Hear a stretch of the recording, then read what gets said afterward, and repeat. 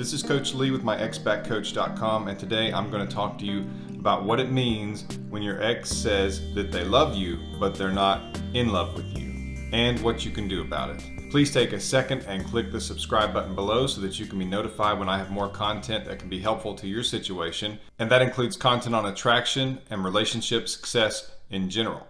So a lot of times when someone is breaking up with another person, they will say things that just make things easier, or at least they think that it will. They think that it will reduce the amount of pushback or fighting or arguing or trying to talk them out of it from the other person that they're breaking up with. So a lot of the cliches we've heard are, it's not you, it's me, or I need to find myself, or I need to work on myself, or that kind of stuff, which usually it is garbage. It means nothing. It's just something they are saying to try to either get you to not fight the breakup, or to make you feel better, to keep things less awkward, or because they just don't even know what to say and they're just trying to move on with this and don't want to get involved in some long, drawn out, awkward, dramatic discussion.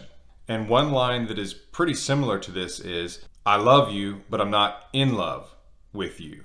And a lot of people hear that and they think, well, what does that mean? And usually this line is less of a cliche than the others, because usually there's a little more truth, a little more feeling to this than the others. And what they usually mean when they say, I love you, but I'm not in love with you, is that they don't feel the passion and the intensity and the spark that they once felt for you. And the part about love you, but not in love with you, the specific part where they say love you, they mean they're not angry at you, they think you're a good person, they wish you the best, they just don't want to be romantic with you. They don't see a romantic future with you. That's generally what they mean. And so when they say that they don't feel like they are in love with you, we're talking about the fireworks and the emotion involved in new romances, which often that's called limerence, Limerence, which is a mental state that we go through when there's an increase in dopamine and there's a drop in serotonin, which means we feel good and our ability to reason goes down. That's why people, when they are in a new love and it's really passionate, they will do things that might even harm their future, like not go into work, or they avoid their friends, or don't spend as much time with their friends, or that kind of thing, because they are so intensely taken by this relationship. Because the dopamine is the feel-good chemical. You can hear the word dope in it. It's part of a chemical high that a lot of drugs can produce in the mind, and you feel good. It's a euphoric feeling. And then you have the drop in serotonin. Serotonin is what helps us be logical, rational, mathematical.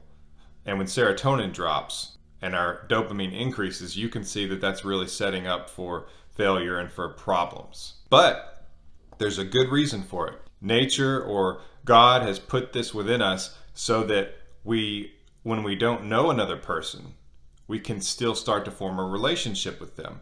And so limerence is there to keep us together as we actually build a real relationship that has commitment, companionship, friendship, shared memories, shared desires, shared goals, shared visions for the future, that kind of thing. And so as limerence fades, and it will, because it's a lot like the addiction of a crack addict, in that they're chasing a high they'll never be able to duplicate.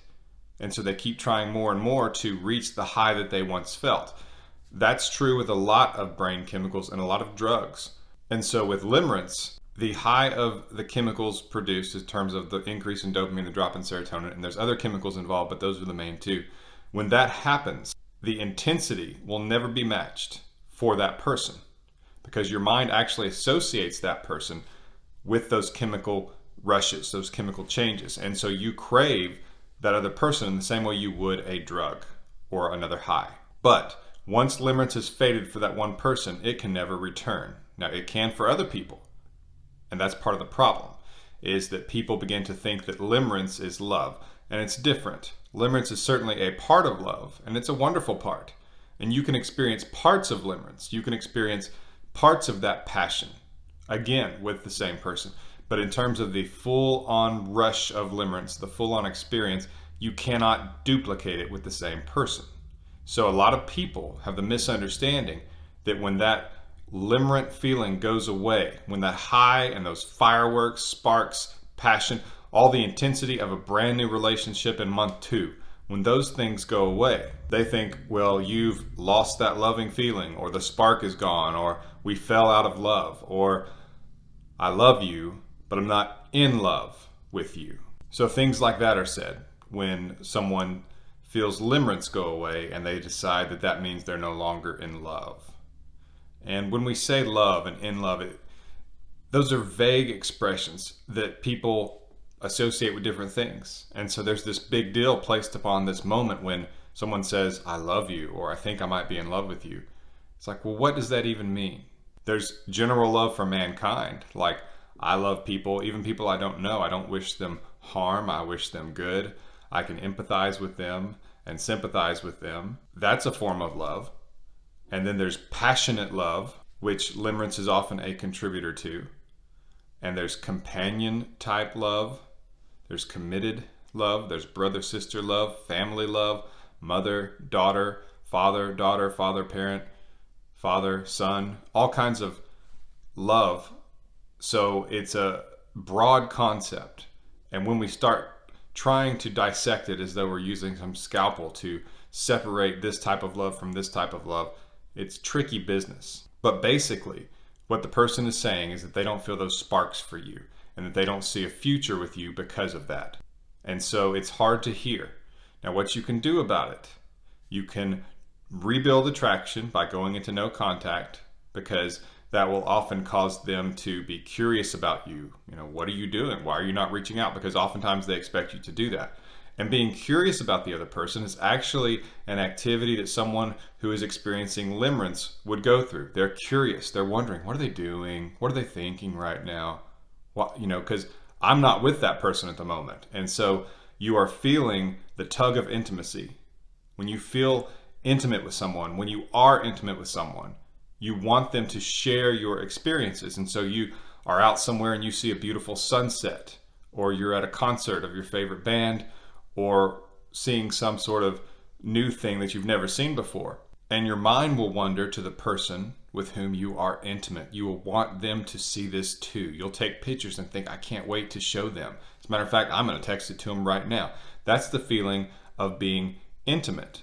And so if you have been intimate with this person, you have an intimate relationship with this person, and they tell you that they love you, but they're not in love with you, and you back away, it's a cold turkey type of thing. It's a pattern interruption, as I've discussed in some of my other videos, that causes them to look back and say, I didn't expect that, because they expected you to keep reaching out. And so they feel your absence, and they become curious, which, as I said, is part of limerence. They wonder what you're doing. And so you can actually mimic some of those experiences that a limerent person would feel. They can feel some of those chemicals again for you. And oftentimes, as simple as that sounds, that can reattract them back to some degree, especially if they realize that you were strong enough to move on, because that will force them to consider the real consequences of what they are doing. Because a lot of times, if they think that you are more invested in the relationship than they are, they feel like they can go do other things, they can be with other people, they can break up with you, and you'll be there on backup plan just in case they ever change their mind. And that will cause attraction to plummet. And oftentimes, if you will back away, completely go dark, disappear, do not contact them, they'll feel curious about you, they will wonder about you, and they will see that it appears you have the ability to move on. Therefore, since they're curious and now they're concerned that maybe they made the wrong decision, maybe you could move on, they will oftentimes move back to you, at least consider that they were wrong. And since they are feeling that curiosity and that distance from you where the intimacy has been stretched and broken some, and they're wanting to replace that, even if they thought they wanted to break up with you, simply not being with you and wondering what you're doing can create a desire for intimacy again. So it kind of again goes back to no contact. If the person tells you they love you but they're not in love with you, the best thing to do is to give them what they're asking for, which is a breakup. Usually they think that they can go find this spark with another person. But if you back off, a lot of times they begin to miss you. And because this other person is so new, if they go seek another person, they don't feel the same connection that they did with you. And so before they really get a chance to develop limerence with this person, they'll start feeling a lot of those chemicals for you and will come back in many cases. Again, no guarantee because we're dealing with people and they are certainly not math problems. If this video has been helpful to you, take a second and click the subscribe button below. And you can schedule a coaching call with me to get your ex back at myexbackcoach.com. And there are other resources there to help you get your ex back and to manage the rough waters that you were in if you're going through a breakup. And there's also information on attraction and relationships in general. So to schedule a coaching call with me, go to myexbackcoach.com. And this has been Lee with myexbackcoach.com. Thank you for watching.